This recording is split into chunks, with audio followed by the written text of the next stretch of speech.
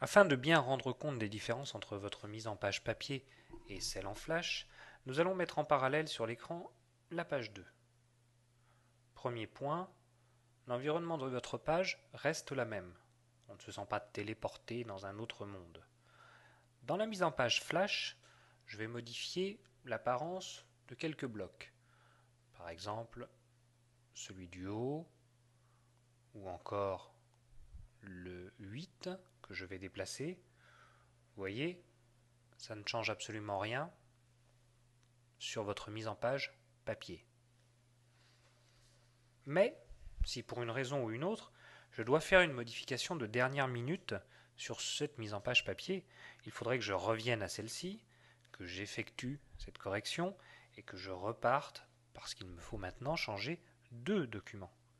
Heureusement, je peux synchroniser mes contenus et c'est ce que j'ai fait d'ailleurs avant de convertir en Flash. Regardez ce que ma mise en page papier fait quand je modifie quelque chose dans la version Flash.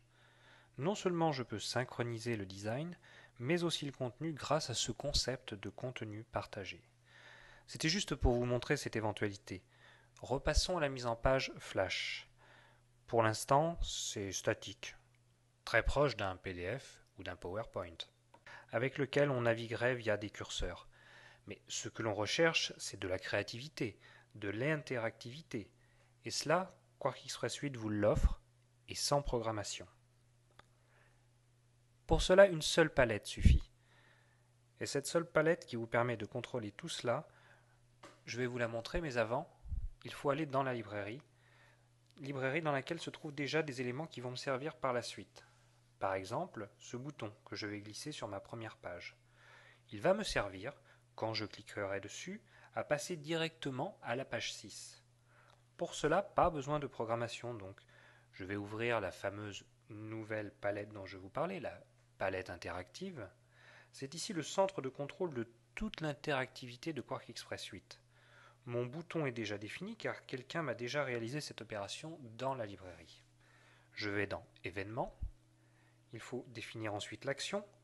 Par exemple, quand la souris va passer sur le bouton, la main doit apparaître pour signifier un lien. C'est la première étape de l'événement. Suite à cet événement, il faut une action. Action qui sera ici aller à la page 6. Mais je ne veux pas qu'elle apparaisse brutalement. Pour que ce soit visuellement plus intéressant, je vais lui affecter un effet de zoom avant de 2 secondes.